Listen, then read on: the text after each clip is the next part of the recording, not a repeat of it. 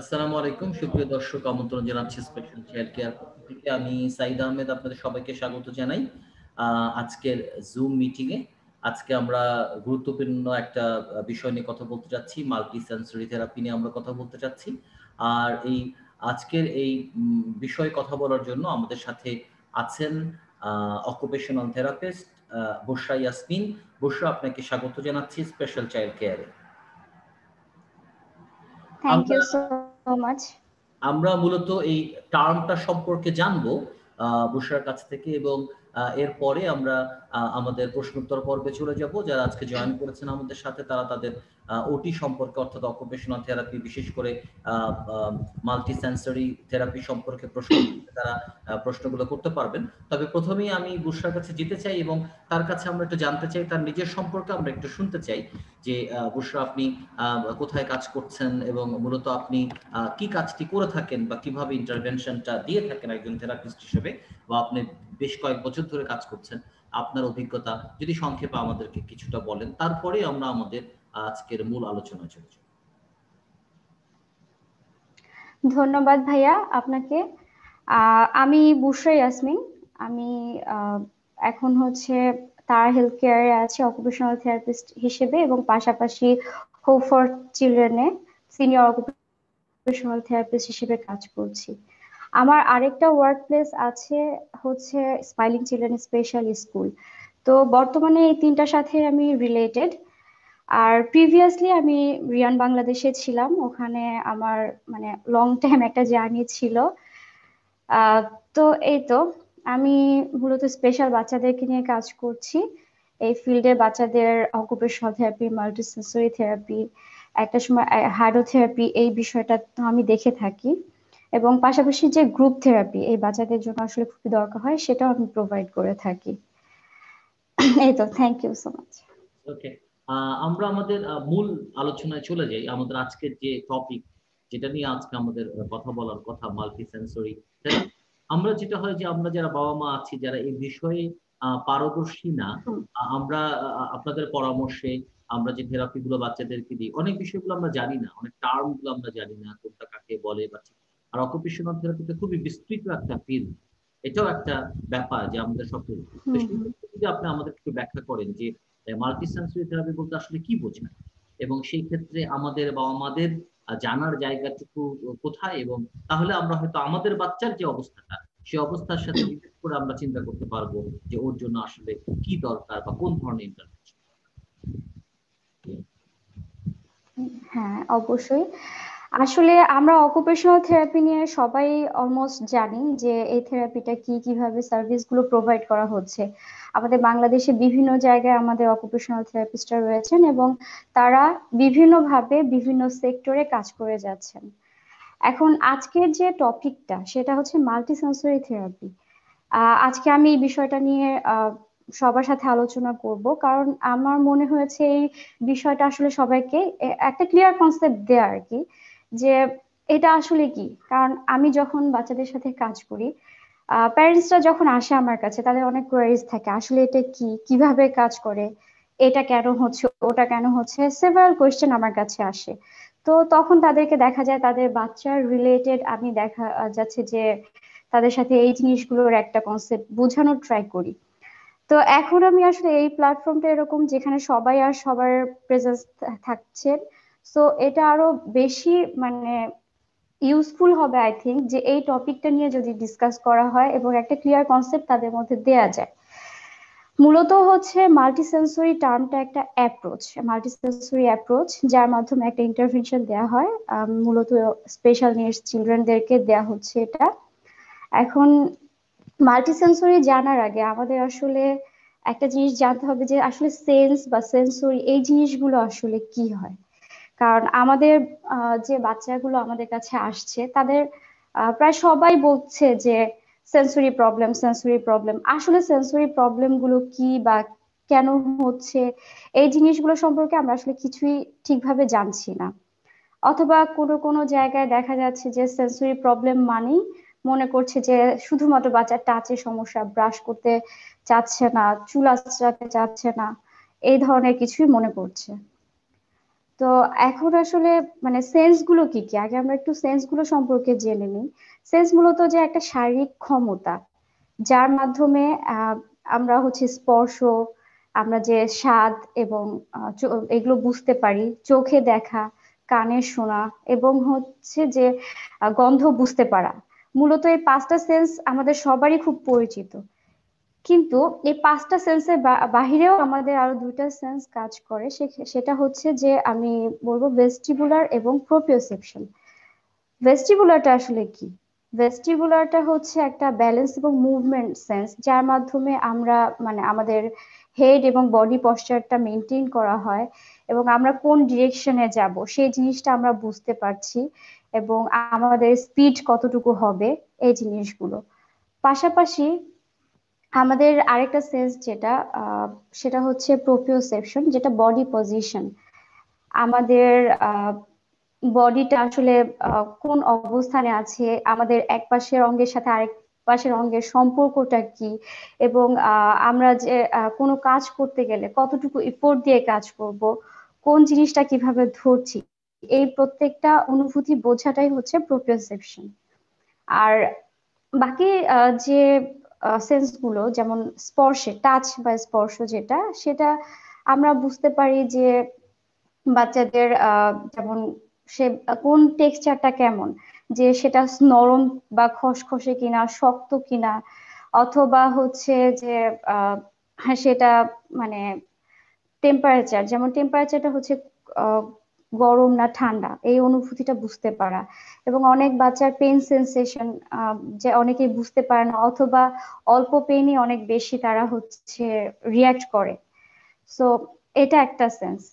পরবর্তীতে যেটা আছে ভিশন, যেটা যার মাধ্যমে আমরা হচ্ছে ফেস রিকগনিশন করি এবং কালার আইডেন্টিফাই করে থাকি, এবং হচ্ছে যে একটা জিনিস কোথায় আছে সেটাকে লোকেট করা, পাশাপাশি সেটাকে আলাদা করা, এই জিনিসগুলো আমরা করে থাকি সেটা চোখে দেখার মাধ্যমে। আর আমরা যেটা হেয়ারিং, আমাদের যেটা শুনতে পাই, শুনতে পাওয়াটা হচ্ছে যে শব্দ শুনতে পারা, বুঝতে পারা কিসের শব্দ এবং শব্দটা কোথায় থেকে হচ্ছে, সেই জিনিসগুলোর এটা একটা সেন্স। আর টেস্ট, এটা আমরা সবাই জানি যে স্বাদ বোঝা, যে খাবারটা টক, ঝাল, মিষ্টি, তেতো বা তিতকুটে কিনা, এবং কোন খাবারটা আমি খাবো, কোন খাবারটা খাওয়া যাবে না, সেই জিনিসগুলো বুঝতে টেস্টের মাধ্যমে আমরা বুঝতে পারছি। এবং আরেকটা যে সেন্স আছে সেটা হচ্ছে স্মেল। স্মেলের মাধ্যমে আমরা দুর্গন্ধ বা সুগন্ধটা মানে বুঝতে পারি। তো ওভারঅল এই যে সাতটা সেন্সের কথা আমি বললাম, এই সাতটা সেন্সের মানে এটাকে হচ্ছে একই সাথে কাজ করবে, যে আমরা কোনো কাজ করতে গেলে অবশ্যই নির্দিষ্ট একটা সেন্স দিয়েই কাজ করতেছি না, অবশ্যই আমাদেরকে অনেকগুলো সেন্স একসাথে মিলে একটা কাজ আমাদের করতে হয়। তো এখন হচ্ছে বলবো যে আসলে মাল্টি সেন্সরি অ্যাপ্রোচটা কি, যেটাই আজকে আসলে আমাদের মূলত মানে এই টপিকটা নিয়ে যেহেতু আমরা আলোচনা করছি। মাল্টিসেন্সরি অ্যাপ্রোচটা হচ্ছে এই যে সাতটা সেন্স, এই সেন্স গুলোকে রিলেট করা বা এই ইনভলভ করা। অর্থাৎ একটা বাচ্চাকে যে ইনফরমেশন বা ইনস্ট্রাকশন দেয়া হলো, সেই ইনস্ট্রাকশনটা সে যে দেখতেছে, দেখে সে বোঝার চেষ্টা করছে, বুঝে দেন সে কাজটা করছে। তো এক্ষেত্রে আমাদের এই যে সাতটা সেন্সের একটা ইনভলভমেন্ট থাকে। আর একটা বাচ্চাকে লার্ন করানোর জন্য আমাদের এই সাতটা মানে এই যে একসাথে যে সেন্স গুলো ইউজ করছে এটা খুবই দরকার। না হলে সে প্রপারলি সেই কাজটা করতে পারবে না, ইভেন আমরা কেউই সেই কাজগুলো করতে পারবো না যদি আমাদের সেন্স গুলো একসাথে কাজ না করে। এখন এটা আসলে আমরা অলরেডি জানলাম যে মাল্টিসেন্সরি অ্যাপ্রোচটা কি। এখন আসলে এটা আমরা কেন প্রয়োজন, এই জিনিসটা যদি আমরা বলি, সেক্ষেত্রে আমরা জানি যে আমরা হচ্ছে বিভিন্নভাবে লার্ন করে থাকি, শিখে থাকি, এবং কোনো কিছু লার্ন করলে আমরা সেটা মনে করতে পারি, মনে করে রাখতে পারি। আসলে কোন ভাবে আমি লার্ন করলে আমি সেই জিনিসটা মনে রাখতে পারবো কতটুকু, সেটা একটা একটা লিটারেচারে এরকম এসেছে যে আমরা শুধুমাত্র মানে আমরা শুধু রিডিং এর মাধ্যমে বা পড়ে শুধু 20% মনে রাখতে পারি, এবং একটা কথা, একটা ইনফরমেশন বা কোনো কিছু শুনে ওটা হচ্ছে 30% রাখতে পারছি। কোনো কিছু দেখে যদি আমি শিখি সেটাকে আমি মনে রাখতে পারছি 40%। এবং একটা জিনিস আমি যে এই যে বলছি, কথা বলছি, শেয়ার করছি একটা জিনিস, এটার মাধ্যমে দেখা যায় যে আমরা 50% মনে রাখতে পারছি। এবং একটা কাজ যখন আমি পার্টিসিপেট করতেছি, ওই কাজটা, শুধুমাত্র ওই কাজটা করার মাধ্যমে আমি মনে রাখতে পারছি 60%।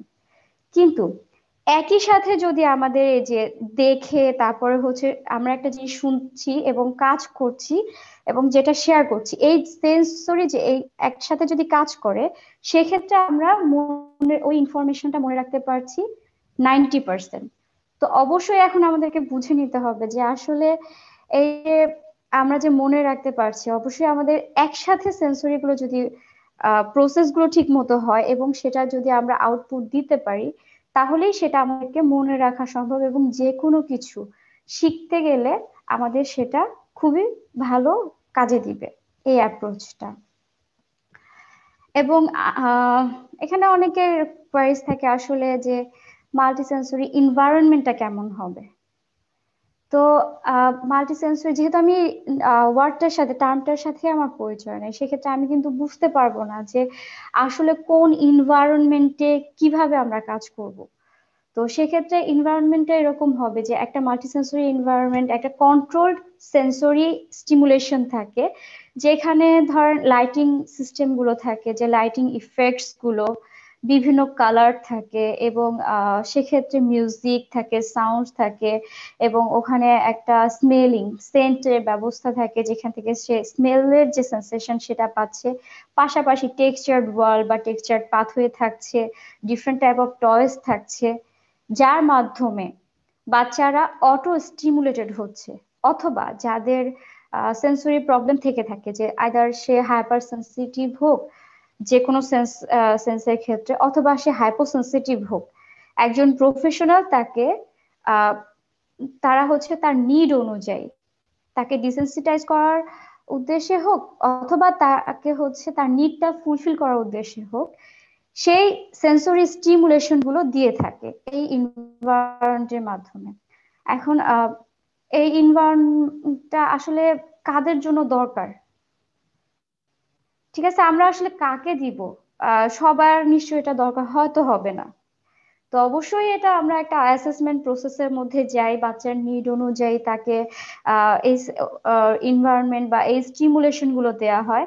এখন এটা কাদের জন্য আসলে প্রযোজ্য, যে আমরা আসলে different type of special needs children, যেমন অটিজম হতে পারে, attention deficit hyper activity disorder, বা লার্নিং ডিসএবিলিটির ক্ষেত্রে ইউজ করতে পারি। যাদের সেন্সরি প্রসেসিং ডিসঅর্ডার আছে তাদের ক্ষেত্রে আমরা হচ্ছে এই মাল্টি সেন্সরি অ্যাপ্রোচটা ইউজ করতে পারি।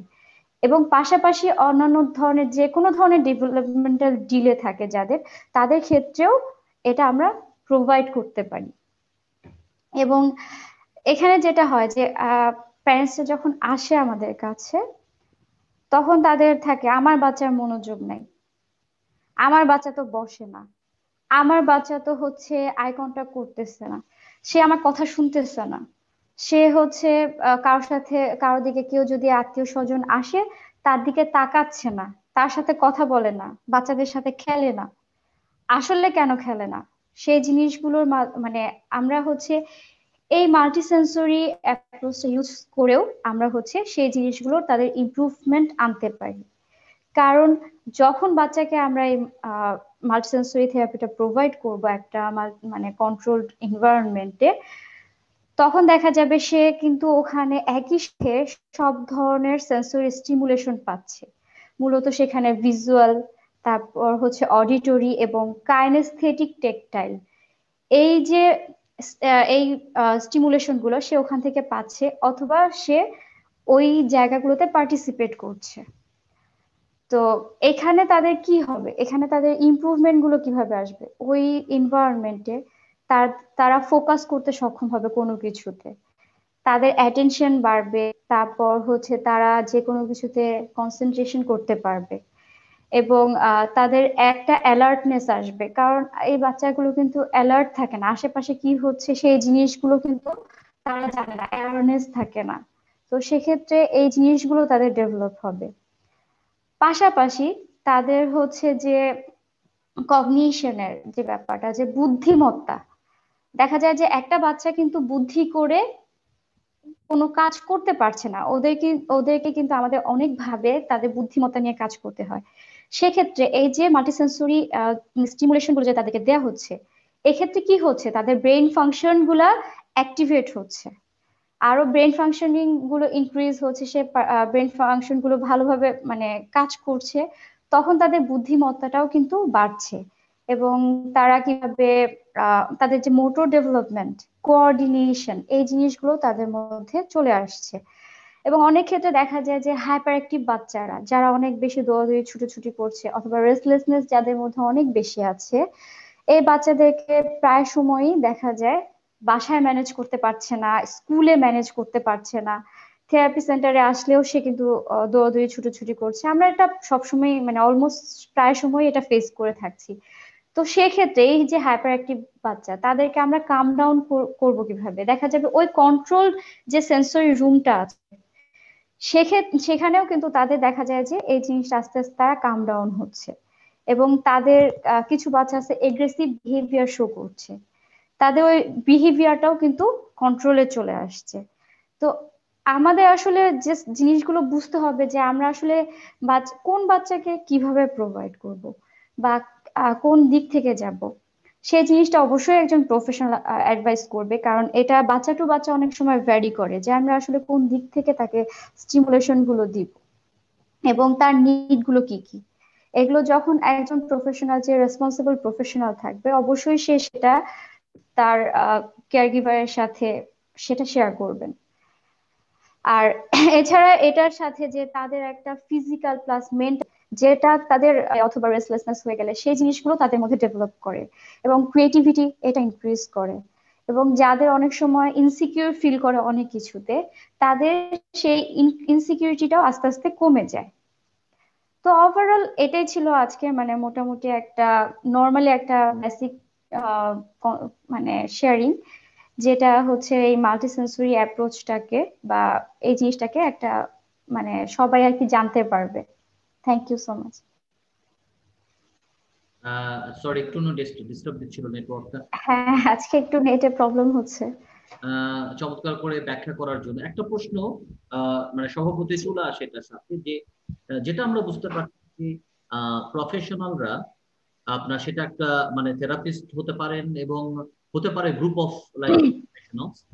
এই ক্ষেত্রে হয়তো থেরাপিস্টরাই হবেন, হয়তো যাদের আরো হায়ার ডিগ্রি আছে সেন্সরি ইন্টিগ্রেশনের উপরে অথবা অকুপেশনাল থেরাপিস্ট, হুম হুম। তারা সিদ্ধান্ত নেবেন যে এই বাচ্চাটা মাল্টি সেন্সরি থেরাপি লাগবে কিনা এবং কিভাবে দিবে। এই ক্ষেত্রে সরি ডিস্টার্ব দিচ্ছে আজকে। এই ক্ষেত্রে একটা প্রশ্ন চলে আসে যে তাহলে কি এই যে থেরাপির যে সেটআপটা, সেটা কি শুধুমাত্র কোনো একটা সেন্টার অথবা স্কুলেই সম্ভব, নাকি আপনার সার্টিফাইড থেরাপিস্টদের সহযোগিতায় এটা বাড়িতেও করা সম্ভব, এই এনভায়রনমেন্টটা তৈরি করা সম্ভব হবে না? কেন প্রশ্নটা করছি, কারণ হচ্ছে আপনি জানেন যে বিশেষ করে করোনার কারণে অনেক ক্ষেত্রে সেন্টার গুলো হুম বন্ধ, হুম। স্কুলগুলো বন্ধ, ঠিক আছে? এবং আপনি জানেন যে অনেকেই কিন্তু ঢাকার বাইরে থেকে জয়েন করেছেন, এমন এমন কিছু জায়গা থেকে আমাদের সাথে বিশেষ করে আমাদের স্পেশাল চাইল্ড কেয়ারে যুক্ত হচ্ছে, যেখানে তেমন কোনো ইন্টারভেনশনের ব্যবস্থাই নেই। বিশেষ করে আমাদের হুম ট্রেনিং হুম হুম। সেশন গুলোতে যারা আসছেন তারা বলছেন যে সেই জায়গাগুলোতে, সেই জেলাগুলোতে অনেকে উপজেলা পর্যায় থেকেও আমাদের সাথে যুক্ত হচ্ছেন। তো সেই ক্ষেত্রে আচ্ছা। তারা হয়তো তাদের এই ব্যবস্থাটা নেই, কিন্তু হয়তো তাদের বাসায় একটা ব্যবস্থা করা যাবে, বাসায় হয়তো একটা রুম তারা ম্যানেজ করতে পারবে। সেই ক্ষেত্রে এটি কি কোনোভাবে সম্ভব যে বাসায় এরকম একটা এনভায়রনমেন্ট তৈরি করা with the help of certified professionals? অবশ্যই সেটা সম্ভব, কারণ হচ্ছে যে দেখেন একটা বাচ্চা আমাদের কাছে আসছে আহ যে একটা সার্টেন টাইমের জন্য আসতেছে, বা স্কুলেও একটা সার্টেন টাইমের জন্য থাকছে তারা। কিন্তু এখন যদি করোনার, শুধু করোনা না অন্যান্য টাইম গুলোতেও যেটা হয় যে বাচ্চারা অনেকটা সময় থাকছে বাসায়। তো বাসায় আসলে বাচ্চাদের ম্যানেজমেন্ট গুলো কিভাবে হবে? অবশ্যই যে রেসপন্সিবল থেরাপিস্ট আমি বললাম যে তার তত্ত্বাবধানে থেকেই তারা করতে পারবে, সেটা তো অবশ্যই আছে। এবং বাসায় এটা করা পসিবল, কারণ এক্ষেত্রে যেটা মানে যেভাবে করবে, যে রেসপন্সিবল থেরাপিস্ট থাকবে তার সাথে অবশ্যই পরামর্শ করতে হবে যে আসলে বাচ্চার সেন্সরি ইস্যুস গুলো কি, কোন কোন ইনপুট গুলো দেয়া থাকবে। তারা হচ্ছে আর্টিফিশিয়ালি এই এনভায়রনমেন্টটা তৈরি করবে, অর ন্যাচারালি কোনো ওয়ে আছে কিনা সেন্সরি স্টিমুলেশন গুলো দেওয়ার জন্য, সেই জিনিসগুলো অবশ্যই ডিসকাশনের মাধ্যমে তারা বাসায় দিতে পারবে। আচ্ছা, তার মানে আপনি বলছেন যে এটা একটা তো সিমুলেশন হতে পারে, আর একটা হতে পারে যে ন্যাচারাল, মানে তার মানে দৈনন্দিন কাজগুলো বা বাসার কাজের মধ্য থেকেও কি এ ধরনের কিছু সেন্সের কাজ করানো যেতে পারে?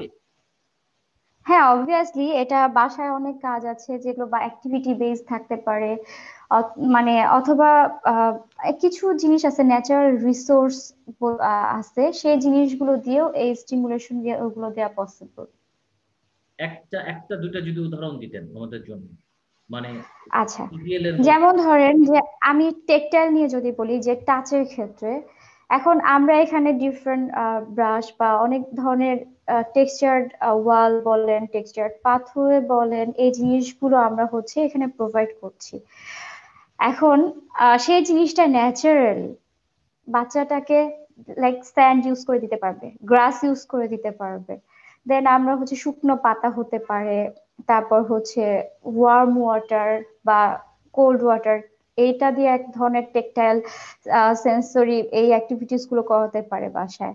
পাশাপাশি অনেক যেমন চাল ডাল, এই জিনিসটাও নর্মাল একটা জিনিস, তারপর আটা আছে বাসায়, এই জিনিসগুলোর মাধ্যমে কিন্তু সে টাচের কাজগুলো করে নিতে পারছে। পাশাপাশি আপনার যদি হচ্ছে আমি স্মেলের ক্ষেত্রে বলি, যে স্মেল অনেক বাচ্চারা করছে যে সে যে কোনো কিছু শুধু গন্ধ নিচ্ছে গন্ধ নিচ্ছে, তো তাহলে তাকে আর্টিফিশিয়ালি বাসায় অনেক কিছু আছে যেগুলোর মাধ্যমে তারা এই স্মেল গুলো তাদেরকে দিতে পারে। তবে অবশ্যই এই বিষয়ে কোন দিক থেকে যাবে ডিরেকশন গুলো অবশ্যই থেরাপিস্ট বলে দিবে। সে কারণে আমি বলছি যে ব্যাপারটা একটু সাবধানে করতে হবে, মানে ব্যাপারটা এমন না যে যা ইচ্ছা তাই হ্যাঁ।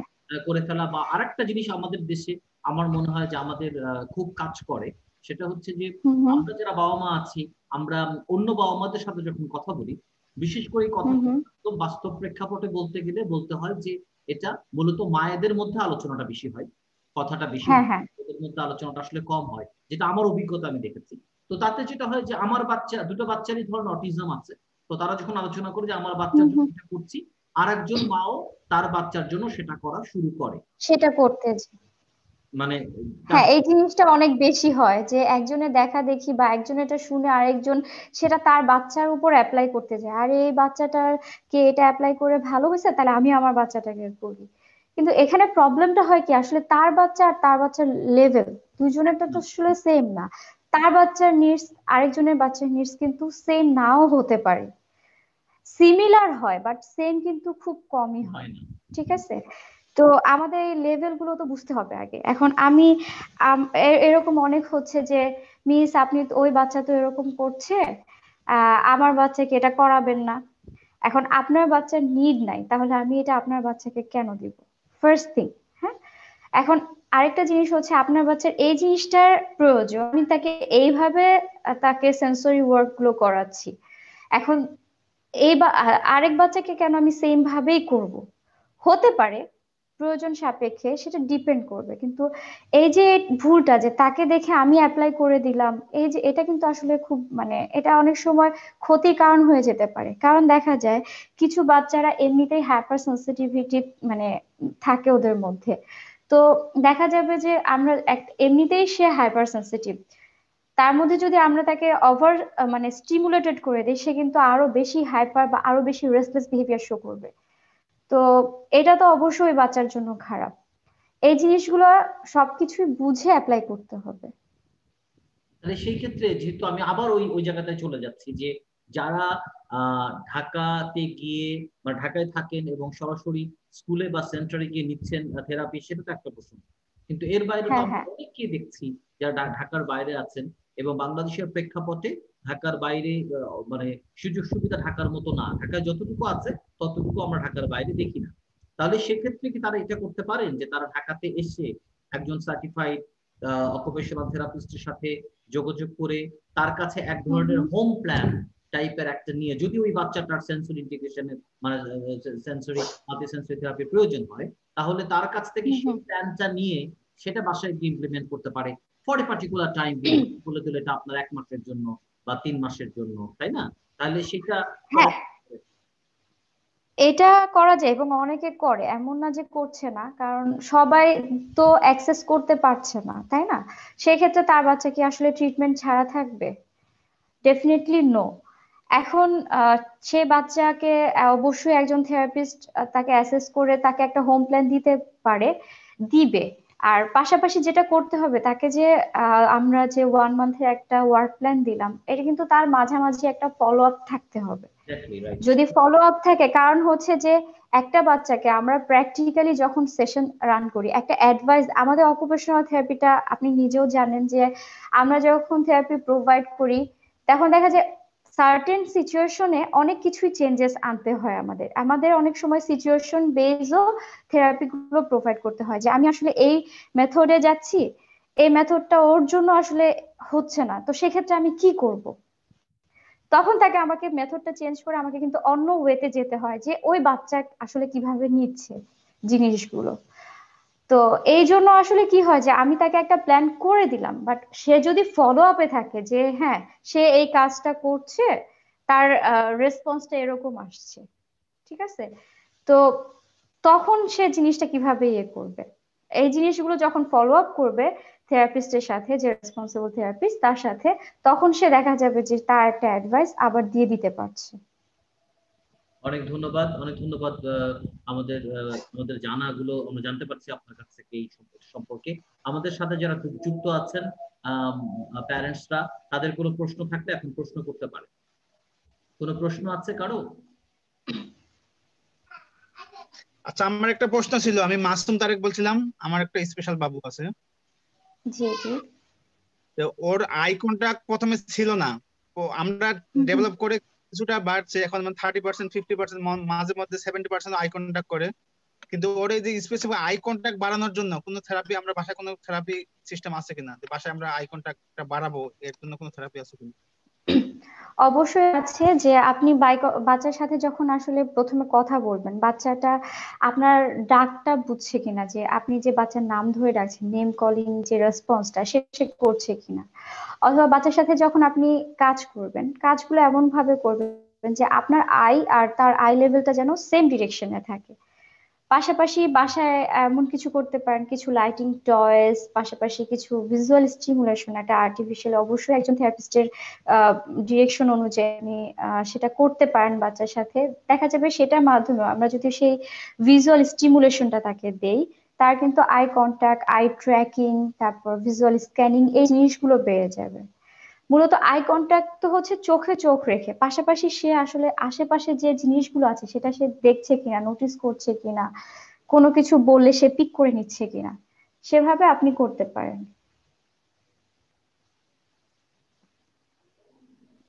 জি, ধন্যবাদ। আর কোনো প্রশ্ন? ওকে। আর কোনো প্রশ্ন আছে কারো?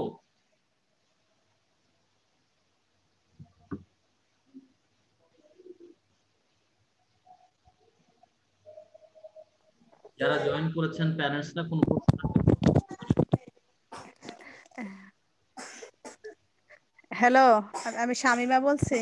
জি আপা, হ্যালো। জি প্রশ্ন করেন। হ্যাঁ, হ্যাঁ বলতেছি, হ্যাঁ আপার কাছে প্রশ্ন। এই আমার বাচ্চার এই যে পায়ের সমস্যা ছিল, দুইটা হাঁটু একসাথে থাকে। তো আরে কে এফু দিছিল, কে এফু যতুক ওইটা। তো ওইটা আচ্ছা মানে আচ্ছা, হ্যাঁ। হ্যাঁ, হ্যাঁ ওইটা পড়তে পারে না, এটা তো অনেক বড়। তো এটা পড়লে সমস্যা। আবার এমনিতে অটিজমের বাচ্চা তো স্থির থাকে না, একটু অস্থির, হাইপার অ্যাক্টিভিটি আছে। তো এখন যদি এটা মানে ওর জন্য এই জুতাটাই প্রযোজ্য, মানে প্রথম দিছিল এফু, তারপরে দিছে কে এফু। তো কেএফও, এখন হ্যাঁ। হ্যাঁ পরে কে এফু মানে ওইটাই ওর দরকার, মানে এফুতে হবে না। এখন মানে ওরে মানে পড়াইতে পারতেছে না, ওইটা পড়ায়া ও মানে হাঁটতে পারে না। মানে শোয়া অবস্থায় পড়াইতে হয়, অথবা মানে আমি ওরে দইরা মানে ওরে শুধু দাঁড়াইতে পারে এতটুকুই। এখন যদি মানে ও জুতাটা পড়তে না পারে, পায়ের যদি এই অবস্থা থাকে, পরবর্তীতে কোনো সমস্যা হয় কিনা ওইটা, এমনি হাঁটা চলাতে কোনো সমস্যা নাই, মানে হুম হুম। পরবর্তীতে কোনো সমস্যা হবে কিনা মানে পরে জুতাটা মানে পরাইতে পারতেছি না ওরে। আচ্ছা, ও জুতাটা হচ্ছে আপনি বললেন বড় হয়ে যাচ্ছে। হ্যাঁ বড়। এখন হ্যাঁ, জুতাটা কি যেখান থেকে বানানো হয়েছে তারা কি প্রপার মেজারমেন্ট নিয়ে বানায় নাই? হ্যাঁ, হ্যাঁ প্রপার ইয়ে নিয়ে বানাইছে, কিন্তু ও মানে জুতাটা পরলে ও ও হাঁটতে পারে না মানে ওইটা। তো ওইখানে আবার ইয়ে করছিলাম, জিজ্ঞাসা করছি যে এখান থেকে বানানো হয়েছে। হুম হুম। তারা হুম বলছে হুম। মানে ওর যে রগটাতে একটু বাঁকা আছে, তো এটা মানে প্রথম প্রথম এমন হবে, দেখা গেছে 3-4 মাস পড়ার পর ঠিক হবে, কিন্তু মানে ওরে পড়াইতে পারতেছি না, আমি এখন পড়াইতে পারতেছি না। আবার ওদের আপনি অটিজম। আচ্ছা হ্যাঁ। আচ্ছা, আপনি আপনার আশেপাশে কোনো থেরাপি সেন্টার আছে না আমি তো যারা এগুলো নিয়ে কাজ করে? না না, আশেপাশে কোনো কারণ এটা থেরাপি। তো অনেকটা ফিজিক্যাল ফিজিক্যাল ইস্যু, মানে একটা ইস্যুতে চলে গেছে। সো আসলে দেখতে হবে ওটা ওটা এখন হচ্ছে আপনাকে যদি আমি বলি ওটা বোঝা যাবে না, কিছু এক্সারসাইজও লাগতে পারে। কারণ সম্ভবত হচ্ছে আপনি যেভাবে বললেন সেটা ভিতরের দিকে ভাঁজ করতেছে, মানে এটা রোটেশন। সো এখানে কিছু এক্সারসাইজও আছে যেটা হচ্ছে এই মানে এই দিকে যে ভাঁজ হওয়া এটাকে কমাবে। পাশাপাশি জুতাটার মেজারমেন্টটা আমার মনে হচ্ছে না যে প্রপারলি আছে। আর আপনি যেহেতু বললেন অটিজম, এখন অটিজমে সে তার আসলে কোনো সেন্সরি ইস্যুস থাকছে কিনা, সে পায়ে জিনিসগুলো রাখতে পারছে কিনা সেটাও আসলে দেখতে হবে। হ্যাঁ, আগে দেন সেন্সরি। আপনাকে একটা প্রপার প্রপার একটা অ্যাডভাইস দেয়া যাবে।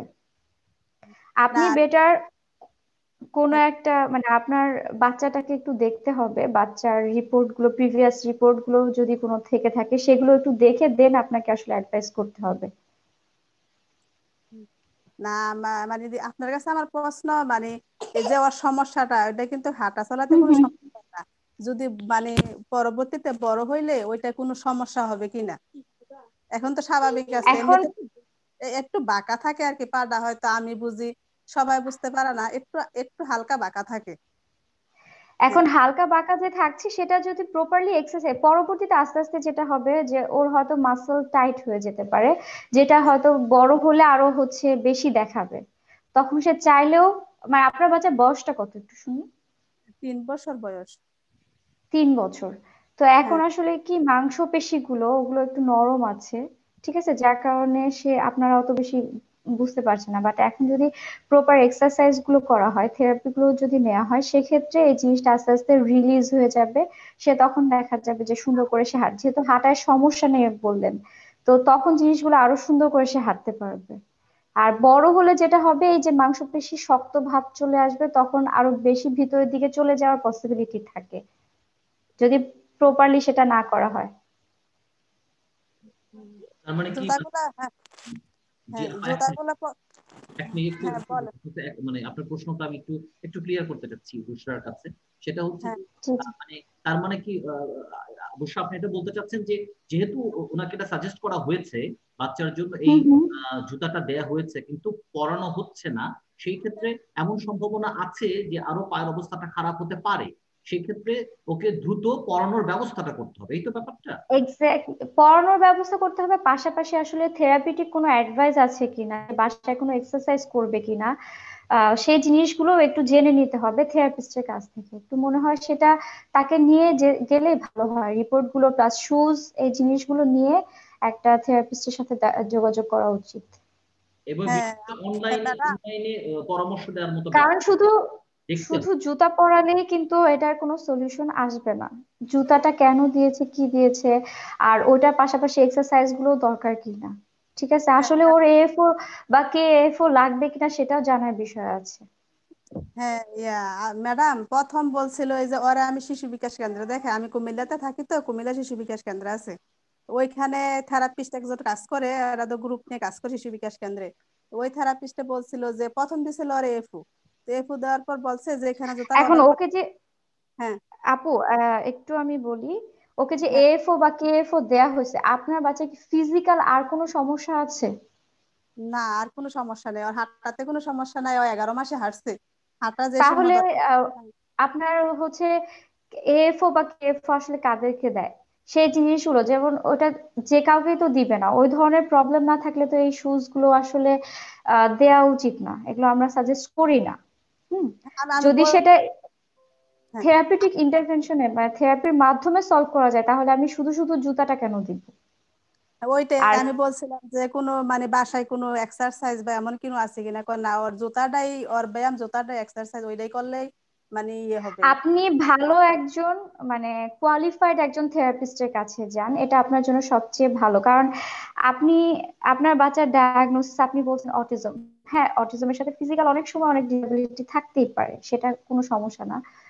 বাট আসলে প্রপার ডায়াগনোসিস এবং প্রপার ইন্টারভেনশনটা আপনার বাচ্চার দরকার। সে যদি ফিজিক্যালি কোনো ধরনের ডিসএবিলিটি থেকে না থাকে, তাহলে সে কেন হচ্ছে এই ধরনের শুজ তাকে প্রেসক্রাইব করা হবে?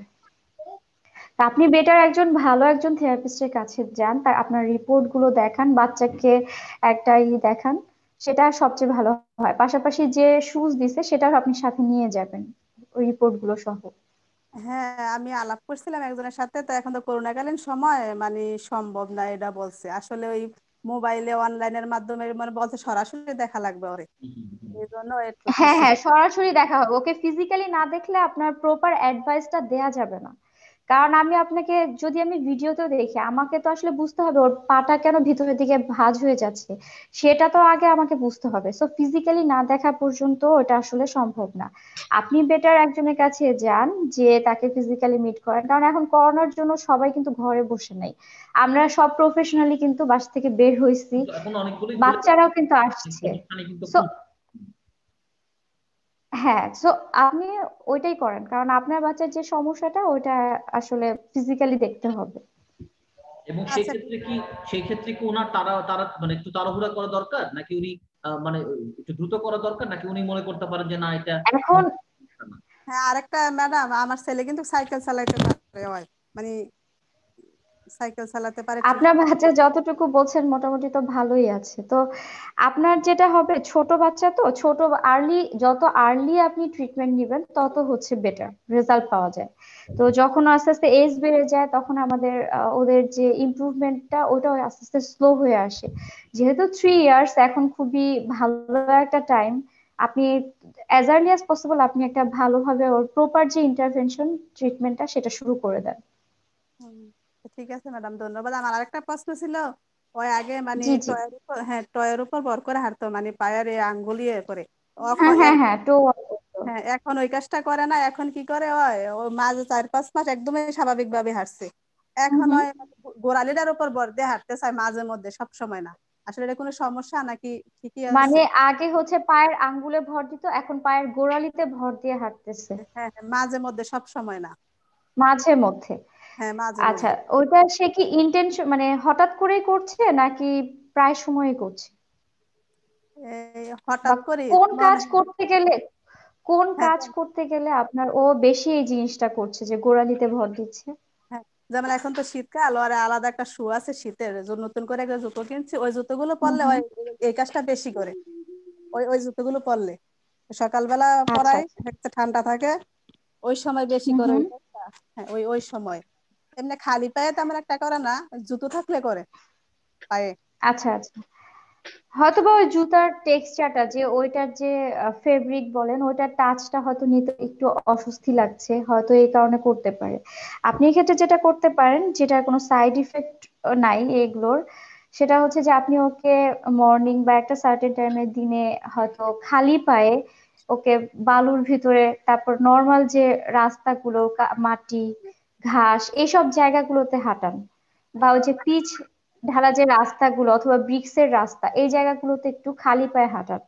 আর মাঝে মাঝে ওকে ওই শুজটা পরিয়ে ওকে ভার্বালি বলেন যে ওটা পা সোজা করে হাঁটতে, পা যেন সম্পূর্ণ ফেলে হাঁটে। এইভাবে ও যেভাবে আর কি ইনস্ট্রাকশন বুঝে। আচ্ছা, ওরা আমি হাঁটাই, ওরা খালি পায়ে হাঁটাই, বালুর মধ্যে ঘাসের মধ্যে, ওই সেন্সরি সমস্যা আছে তো ওইভাবে হাঁটাই। হুম হুম আচ্ছা। হুম হুম। হ্যাঁ, ওইভাবে হাঁটাই। আচ্ছা ম্যাডাম, ধন্যবাদ। হ্যাঁ। Thank you. আহ, আচ্ছা, ঠিক আমার আছে। একটা প্রশ্ন ছিল। জি জি জি, বলুন। জি জি। আমি সোমা বলছি, সোমা দেবনাথ। জি জি। জি। আমার ছেলের বয়স 4 বছর 4 মাস। ওর হুম অটিজম হুম। আছে। তো ও না কোনাকুনি ভাবে দেখে, একটা ভীষণ। সাইডের দিকে হ্যাঁ তাকিয়ে হ্যাঁ, থাকে। এইভাবে হ্যাঁ এইভাবে তাকে। হ্যাঁ হ্যাঁ। হ্যাঁ হ্যাঁ, এভাবে তাকিয়ে। আপনি ভিডিওটা অন আচ্ছা। করতে পারেন, তাহলে মনে হয় একটু ক্লিয়ার হবে এর কাছে নাকি? হুম। হ্যাঁ, ভিডিও অন আছে। আহ, যেটা কোনাকুনি করছে এই ক্ষেত্রে তার হচ্ছে কিছু সেন্সরি ভেস্টিবুলার, পাশাপাশি হচ্ছে ভিজুয়াল, মানে চোখে দেখা প্লাস ব্যালেন্স, এই দুইটা জিনিসের কোনো একটা কোঅর্ডিনেশন কোনো প্রবলেম হচ্ছে, বা সেন্স গুলো সে নিতে চাচ্ছে, এই কারণে মানে তার একটা পসিবিলিটি থাকে যে এইভাবে সে স্কুইন করে সে জিনিসগুলো দেখতে চাচ্ছে। এক্ষেত্রে তাকে কিছু যদি ভিজুয়াল স্টিমুলেশন পাশাপাশি ভেস্টিবুলার স্টিমুলেশন গুলো দেওয়া হয়, এই সেন্সরি গুলো নিয়ে কাজ করলে অনেকটা কমে যাবে। আর বলতে হবে, ভার্বাল আপনাকে বলতে হবে যে সোজা করো, বা কোনো একটা কাজে এঙ্গেজ করে দিতে পারেন। আপনি যখন দেখবেন যে এই জিনিসটা খুব বেশি করছে সে, তখন তাকে একটা কাজে এঙ্গেজ করে দেন।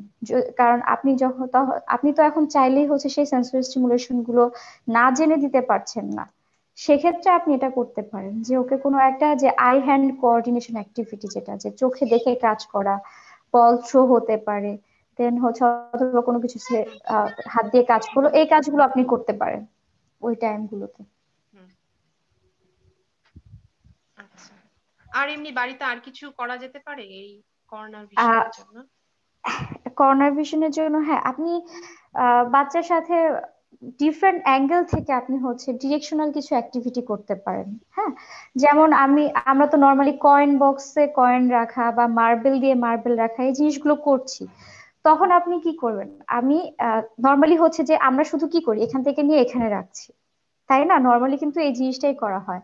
এখন আমি যদি ওকে এই কয়েনটা, বোতলটা সামনে থাকলো, কয়েনটাই আমি ওকে বিভিন্ন ডিরেকশন থেকে, একবার এখান থেকে দিচ্ছি, একবার উপর থেকে দিচ্ছি, একবার এই পাশ থেকে দিচ্ছি, এই একবার এই নিচ সাইড থেকে দিচ্ছি, এই যে ডিরেকশনাল অ্যাক্টিভিটি, সেটা একটা করতে পারেন। পাশাপাশি আরেকটা জিনিস হচ্ছে যে আপনি তো প্রথমে বোতলটা ফিক্স করেছেন, কয়েনটা দিয়েছেন, দেন সে কয়েনটা পিক করবে নিচ থেকে, বোতলটা হচ্ছে ডিরেকশনালি চেঞ্জ করেন। তারপর বল থ্রো যদি সে করতে পারে, বল থ্রোতে আপনি হচ্ছে যে মাঝখানে ওকে রেখে আপনি ওর চারপাশে ক্লকওয়াইজ অ্যান্টি ক্লকওয়াইজ এভাবে বল থ্রো অ্যান্ড ক্যাচ, এই জিনিসটাও আপনি প্র্যাকটিস করতে পারেন।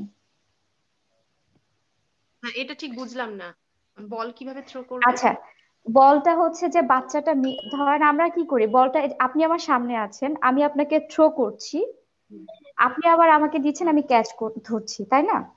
এখন হুম, ধরেন হ্যাঁ, বাচ্চাটা এখানে রইলো, আমি এখন বেবিটা, আপনি আমার হচ্ছে প্যারেন্টস। তো আপনি আমাকে বল, এখন এই এই পজিশনে আপনি আমাকে বলটা দিলেন, আমি বলটা হুম, ধরলাম।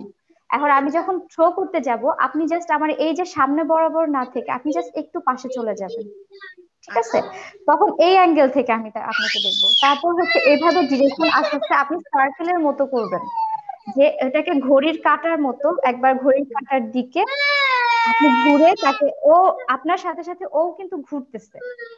হুম, হুম, একটা হচ্ছে ঘড়ির কাঁটার দিকে করলেন, আবার কি করবেন, এই দিক থেকে ঘড়ির কাঁটার বিপরীত আপনি সার্কেল করবেন, ও মাঝখানে থাকবে, এবং এভাবে এভাবে তার হচ্ছে বলের ডিরেকশন গুলো চলে যাবে। এটা আপনি করতে পারেন বাসায়, এই দুইটা কাজ।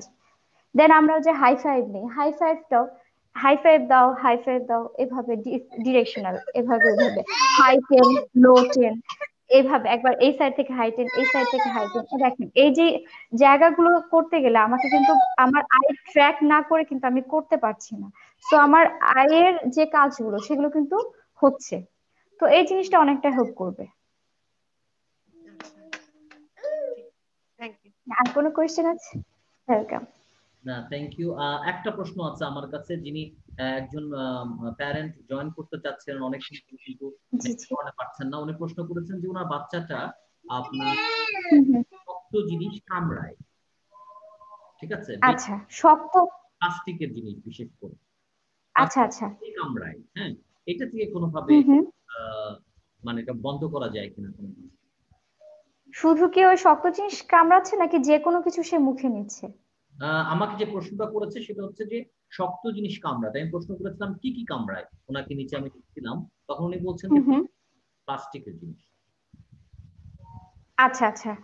তো এক্ষেত্রে হয়তো মানে যেটা প্রবাবলি বাচ্চাটা হচ্ছে ওরাল সেন্সরি সিকিং আছে, মানে মুখের ভিতরের টাচের একটা সিকিং থাকতে পারে, সিকিং যে সে নিতে চায়। তো সেক্ষেত্রে বাচ্চাটাকে হচ্ছে সে গাম প্রেসার দিতে পারে, টিউব আছে, কিছু সুইং নেকলেস আছে, এই জিনিসগুলো সে দিতে পারে। পাশাপাশি ভিতরের টাচের এরিয়া গুলোকে সে ওই স্টিমুলেশন গুলো দিতে পারে। তো সে যদি কোনো থেরাপিস্ট, অকুপেশনাল থেরাপিস্টের সাথে তার যদি হচ্ছে কনসালটেন্সি নিয়ে থাকে, তাহলে তার কাছ থেকে জিনিসগুলো সে মানে যে গাম প্রেসার গুলো কিভাবে দিবে বা মুখের ভিতরে কাজগুলো কিভাবে করবে, ওই জিনিসগুলো সে হচ্ছে বলে দিতে পারবে। কারণ তার ট্রিটমেন্ট গুলো এরকম, তার একটা যে সিকিং টেন্ডেন্সি আছে, নিড গুলো আছে, সেই নিড গুলো আস্তে আস্তে ফিল করে দিলে তারপর তাকে হচ্ছে এই যে ধরেন সে যদি অন্য খাবার টাবার নিয়ে প্রবলেম না থাকে সেক্ষেত্রে তাকে বুট, বাদাম এই জিনিসগুলো তাকে চাবাতে দেয়া, বা গাজর কেটে গাজর চাবাতে দেওয়া, তার চিউয়ের যে ব্যাপারগুলো এই জিনিসগুলো নিয়ে একটু কাজ করতে হবে। তো আপাতত এইটাই। আর আর কারো কি কোনো প্রশ্ন আছে এখানে যারা আছেন?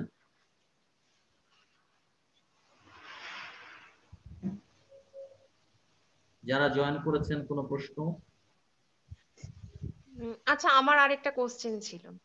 জি জি আমার অবশ্যই। ছেলে এখন কি করছেন, হ্যাঁ কি করছে, বারবার না প্যান্ট খুলে ফেলছে। এখন তো আচ্ছা শীতকাল, এখন তো মানে উম, বারবার এটা খুলে ফেলছে, করছে, বুঝতে আচ্ছা, পারছি না কেন করছে। এটা কতদিন ধরে করছে? বুঝতে পারলাম না। মানে এই যে প্যান্ট যে বারবার খুলে এটা ফেলছে এই 10-15 দিন যাবত করছে। দশ হ্যাঁ পনেরো হ্যাঁ, দিন দশ ধরে পনেরো দিন যাবত দেখে খুব করছে, একটু আচ্ছা পর পরই প্যান্ট খুলে ফেলছে। ওকে, এখন হ্যাঁ, হচ্ছে ভাবছে যে যে ও ওর স্পিচ নেই, ভাবছে যে ও হয়তো টয়লেট করবে, টয়লেটে নিয়ে যাচ্ছি, ঠিক আছে প্যান্ট পরিয়ে টয়লেট করছে পরলো, না। আবার কিছুক্ষণ পরে প্যান্ট, হ্যাঁ প্যান্ট খুলে ফেলছে আবার। টয়লেটের জন্য এখন না, এমনি বারবারই একটু কি ধরনের প্যান্ট পরাচ্ছেন ওকে? হ্যাঁ ফুল প্যান্ট। মানে জিন্স অথবা গেঞ্জি কাপড় এই ধরনের কিছু? না না না, গেঞ্জি কাপড়, হ্যাঁ গেঞ্জি কাপড়ের প্যান্ট। গেঞ্জি কাপড়ের। এখন আপনি আমাকে একটু বলেন যে সব সময় কি ও একই ধরনের কাপড়ের প্যান্ট পরছে বা জামা কাপড় পরছে? হ্যাঁ হ্যাঁ, বাড়িতে এই ধরনেরই কাপড় পরছে। বাহিরে গেলে আপনি যদি ওকে হচ্ছে জামা কাপড়ের যে ফেব্রিক গুলা, যে আমি জিন্সের প্যান্ট পরিয়ে দিলাম, একটা শার্ট পরিয়ে দিলাম, অন্য একটা সিনথেটিক কিছু পরালাম, সে তখন কেমন রেসপন্স করে? কোনো সমস্যা করে? হ্যাঁ, বাইরে গেলে কিন্তু আবার খুলছে না, বাইরে গেলে, বাইরে যখন যাচ্ছি তখন আবার খুলছে না, ঘরেই এগুলো করছে। তাহলে এটা হতে পারে তার বিহেভিয়ার প্রবলেম, মানে এটা একটা ইস্যুজ হতে পারে, সে কোনোভাবে সে দেখেছে বা কিছু একটা, এটাও হতে পারে। পাশাপাশি তার টাচের কোনো প্রবলেম। এখন বা ও কি হচ্ছে সক্স, টুপি, তারপরে হচ্ছে যে হাই নেকের কিছু এগুলো পরে, বা বেঁধে হ্যাঁ মানে এগুলো শুজ পরে, যেগুলো আছে কেডস টাইপ, এগুলো নিয়ে কোনো সমস্যা হচ্ছে না? হ্যাঁ এগুলো করছে, এখন তো শীতকাল, এখন এগুলো করে কোনো অসুবিধা নেই, করছে এগুলো। হ্যাঁ মোজা পরিয়ে এগুলো রাখছি, করছে, আবার একটু একটু পরে কিছুক্ষণ পরে আবার মোজাটা খুলে ফেলছে, কিন্তু বারবার দেখছি প্যান্টটা খুলে ফেলছে একটু বাদে বাদে, মানে বুঝতে পারছি আহ না। আপনি আমাকে বলেন মোজাটা কতক্ষণ পর পর খুলছে, মানে সে নিজেই একটু পরে খুলে ফেলবে এরকম? নিজে একটু করে খুলে ফেলছে, আমি বলছি মোজা পরো, মোজা পরলো, এই 10-15 মিনিট বাদে আবার খুলে ফেলছে। খুলে ফেলছে। আই থিঙ্ক ওর কিছু মানে টাচের কোনো প্রবলেম হচ্ছে যতটুকু বুঝলাম, টাচ রিলেটেড কিছু, যে একটু তার ভেতরে হাইপার সেন্সিটিভিটি কিছুটা কাজ করছে, খুব বেশি হয়তো না বাট নর্মালি। তো আপনি যেটা করতে পারেন, ওকে হচ্ছে একটা সার্টেন টাইম হচ্ছে আপনি ওকে ধরে ধরে, যে ও যতক্ষণ পর পর প্যান্টটা খুলছে তার থেকে 10-15 মিনিট বেশি আপনি হচ্ছে ওকে পরিয়ে রাখবেন, এবং প্যান্টের টেক্সচারটা চেঞ্জ করেন। ধরেন গেঞ্জি কাপড়ে যেটা পরছে ওকে অন্য কোনো টাইট প্যান্ট বা কিছু একটা পরান, ঠিক আছে? আর হচ্ছে হ্যাঁ সক্সটার ক্ষেত্রেও হ্যাঁ সেটা হ্যাঁ করবেন যে 10-15 মিনিট সে পড়ছে, কিন্তু তাকে আহ, ওই টাইমটা থেকে একটু 20 মিনিট বা হ্যাঁ হাফ 1 আওয়ার করে আপনি রেখে আপনি নিজে একটু খুলে দিয়ে আবার ওকে পরিয়ে দেন, যে এটাতে আস্তে আস্তে হ্যাবিচুয়েট করা। আর আরেকটা কাজ করতে পারেন, যে যখন ওকে শাওয়ার মানে করাচ্ছেন তখন আপনি দেখা যাবে আহ তাকে আপনি এক এক দিন এক এক ধরনের স্ক্রাবার দিতে পারেন। আমরা তো হচ্ছে যে অবশ্যই বডি স্ক্রাবার ইউজ করছি, সাবান লাগাচ্ছি, যেহেতু একদিন আপনি নাইলনের দিলেন, একজন হচ্ছে লুফা ওইটা, আবার কিছু সফট কিছু দিলেন এরকম, আরেকটা হচ্ছে যে ধুন্দুলের যে এই জিনিসগুলো দিয়ে হালকা হালকা করে হ্যাঁ ওকে হ্যাঁ হ্যাঁ। রাব করে দিতে পারেন ফুল বডি।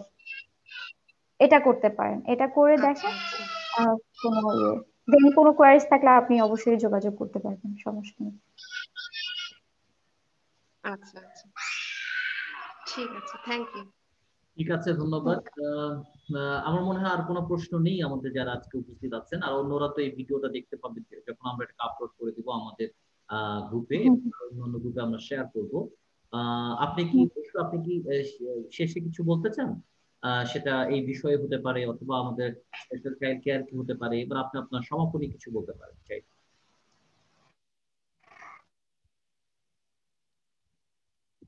আর অবশ্যই বলবো আমি চেষ্টা করেছি করার জন্য। তো আশা করি এরপর থেকে কোনো প্যারেন্টস অবশ্যই বুঝতে পারবে যে আসলে সেন্সরি স্পর্শের সমস্যা এই সেন্সরি সমস্যা না, সেই জিনিসগুলো তারা হচ্ছে বুঝতে পারবে যে ওভারঅল সব ধরনের সেন্সরিতে প্রবলেম থাকতে পারে, যে কোনো ক্ষেত্রে সেন্সরি আমার কম, কোনো ক্ষেত্রে বেশি, মানে কোনো ক্ষেত্রে আমি হাইপোসেনসিটিভ অথবা কোনো ক্ষেত্রে আমি হাইপার সেনসিটিভ থাকতেই পারি অথবা মিক্স টাইপ থাকতে পারি। তো অবশ্যই আমার প্যারেন্টসদের জন্য যেটা আমি বলবো, বাচ্চাদের যখন যে প্রবলেম গুলো আপনারা দেখেন বা ফেস করছেন প্রতিনিয়ত, অবশ্যই করছেন, তো সেগুলো একটু মনে, এই জিনিসগুলো অবশ্যই সংশ্লিষ্ট থেরাপিস্টের সাথে যোগাযোগ করবেন, তাদের সাথে শেয়ার করবেন এবং প্রপার যে অ্যাডভাইসটা সেটা নেওয়ার চেষ্টা করবেন। এবং এই যে থেরাপি গুলো যখন কন্টিনিউ করবেন, অবশ্যই সেগুলোর সাথে রেগুলার মেনটেন করতে হবে। গ্যাপ দিয়ে যদি আপনি করেন তাহলে কিন্তু খুব বেশি বেনিফিটেড। তো অবশ্যই আপনি বাচ্চার ইমপ্রুভমেন্টের জন্য হলো এই কাজগুলো, রেগুলার ইনপুট গুলো দিতে হবে। কারণ হচ্ছে একটা জিনিসটা আমি যখন ইনপুট দিলাম একটা সার্টেন টাইম, আমি যদি অনেক গ্যাপ হয়ে যায় আমার ব্রেন থেকে কিন্তু ওই জিনিসটা চলে যায়, ওটা আমার মনে থাকছে না। কিন্তু আমি যদি রেগুলার একটা জিনিস আমার ব্রেনকে ইনপুট দিই, সেটা কিন্তু আমার ব্রেন আস্তে আস্তে লার্ন করছে। সো অবশ্যই রেগুলার থাকতে হবে যে কোনো কিছুতে, হতাশ হওয়া যাবে না, এবং যে কোনো প্রয়োজনে অবশ্যই সংশ্লিষ্ট যে থেরাপিস্ট থাকবে তাদের সাথে আপনি মানে কনসাল্ট করে নিবেন যে আমার এই প্রবলেম সেই প্রবলেম, বাচ্চাটা এই করছে বা আমি কি করতে পারি। থ্যাংক ইউ, এটাই। আহ, ঠিক আছে, অসংখ্য ধন্যবাদ ব্যস্ততার মাঝে আমাদেরকে সময় দেওয়ার জন্য। আপনারা আমাদের ব্যাকগ্রাউন্ড সম্পর্কে জানেন, আমাদের তো অনেককেই আপনি ব্যক্তিগতভাবে চেনেনও। তো আমরা চেষ্টা হুম, করছি আলোচনার মাধ্যমে আমরা নিজেরা জানার চেষ্টা করছি প্যারেন্টসরা, এবং প্যারেন্টসদের সাথে প্রফেশনালদের সাথে প্রফেশনালদের, মাঝে মাঝে আমরা স্কুলকেও ডাকছি, স্কুলের সাথে আমরা একটা একটা যোগসূত্র, একটা বন্ধন তৈরি করার হুম, চেষ্টা করছি। তো আশা করি যে আপনি আমাদের সাথে থাকবেন এই প্রচেষ্টায়, এই উদ্যোগে। এবং আপনাদের, জি, আপনাদের উদ্যোগটা অনেক ভালো লেগেছে আমার। কারণ আসলে এই যে ডিসকাশন, এই ডিসকাশনের মাধ্যমে দেখা যাচ্ছে অনেক ফ্যামিলি উপকৃত হচ্ছে। কারণ অনেকের অনেক কোয়ারিজ থাকে, তারা জানে না বিধায় তারা যে একটা কোয়েশ্চেন করবে সেই জিনিসটাও কিন্তু হচ্ছে করতে পারছে না, কারণ আমি জানি না আমি কি কোয়েশ্চেন করবো। এখন এটা একটা আপনাদের যে স্পেশাল চাইল্ড কেয়ারের যে একটা এই প্ল্যাটফর্ম আপনি ওপেন করেছেন, সেটার জন্য আসলে অনেক অনেক অনেক ফ্যামিলি উপকৃত হচ্ছে। এজন্য আপনাকে অনেক ধন্যবাদ এরকম একটা প্ল্যাটফর্ম ওপেন করার জন্য। তো আর একটা জিনিস হয় কি জানেন, যে যে প্রশ্নগুলো যে করবে, আপনি তো আমাদের হুম, হুম, হুম, আমাদের দেশের মানে আমাদের দেশের যে কালচারটা বা আমাদের যে থেরাপি সেন্টার গুলো অথবা স্কুলগুলো, সেখানে যেরকম একটা হুম। শিডিউল থাকে, একটা প্যাক শিডিউল থাকে, সেখানে কিন্তু অনেক ক্ষেত্রে সম্ভবও হয় না সংশ্লিষ্ট সম্ভব হয় না। কথা বলার। দেখা যায় একজন বাচ্চার পরে আরেকজন বাচ্চা ওয়েট করছে, হ্যাঁ, তাকে দিতে হচ্ছে। তো হুম, এই যে কথা বলাতে সেইটার একটা জায়গা আমরা এখানে তৈরি করতে চাচ্ছিলাম। এবং করোনার কারণে জিনিসটা আরো বেশি প্রমাণিত, যেমন আপনার কাছে খেয়াল করেছেন যে কেউ হুম, হুম, কুমিল্লা থেকে জয়েন করেছে, আবার আপনার সোমা উনি জয়েন করেছেন কলকাতা থেকে, তারপর আমাদের কেউ কেউ আসছেন চুয়াডাঙ্গা থেকে, যিনি প্রশ্নটা করেছিলেন, তারপরে আপনার হুম, চট্টগ্রাম থেকে জয়েন করছেন। তাহলে যেটা কিন্তু আমরা এটা এটা অনলাইনেই সম্ভব। কখনো কখনো আমাদের প্রোগ্রাম হ্যাঁ, হ্যাঁ, নাকি বাইরেও, মানে বাংলাদেশ ভারতের বাইরে থেকেও জয়েন করছে আমাদের সাথে। তো এটা একটা আমরা মনে করি জায়গাটা থাকা দরকার, যেটা কি যে আমরা যে খুব আমরা নিজেরাও প্রফেশনাল না, কিন্তু প্রফেশনালদের সাথে আমরা আপনাদের সাথে কথা বলার সুযোগটা, যেটা কিন্তু আমরা অনেক সময় স্কুল বা সেন্টারে পাই না, কিন্তু এখানে এটা পাচ্ছি। আর কিছু টার্ম সম্পর্কে আমরা জানতে পারছি, কিছু বেসিক নলেজ আমরা হুম, পাচ্ছি, হুম, হ্যাঁ, সেটা। তো সেক্ষেত্রে আপনাদের অবদান অবশ্যই অবশ্যই আমরা আমরা মানে শ্রদ্ধার সাথে সেটাকে আমরা কৃতজ্ঞতা জানাই, কারণ আপনাদের এই ব্যস্ততা শিডিউলের মাধ্যমে অনেকে আমাদের সাথে সময় দিচ্ছেন। আপনি আজকে আমাকে সময় দিলেন আমাদেরকে। তো অসংখ্য ধন্যবাদ বুশরা, ভালো থাকবেন। আপনার সফলতা কামনা করি আরো অনেক বেশি, এবং আমাদের সাথে থাকবেন এটা আশা করি। আপনার আমাদের মধ্যে কেউ হয়তো আপনার সাথে যোগাযোগ করতে পারে পরবর্তী আরো আহ, জি আহ, অবশ্যই। ভালো থাকবেন, বিশেষ করে করোনাতে সাবধান থাকবেন। আর ইনশাল্লাহ আবার দেখা হবে। ইনশাল্লাহ, থ্যাংক ইউ সো মাচ। আপনারাও ভালো থাকবেন, দোয়া করবেন আমার জন্য, এবং যে কোনো সময় ইনশাল্লাহ পাশে থাকবো। ঠিক আছে, আচ্ছা, থ্যাংক ইউ। ঠিক, thank you so much.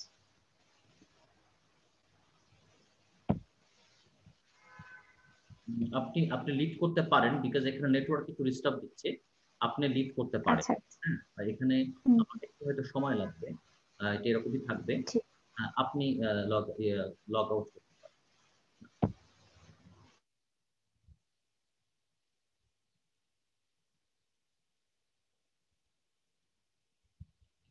Just a second.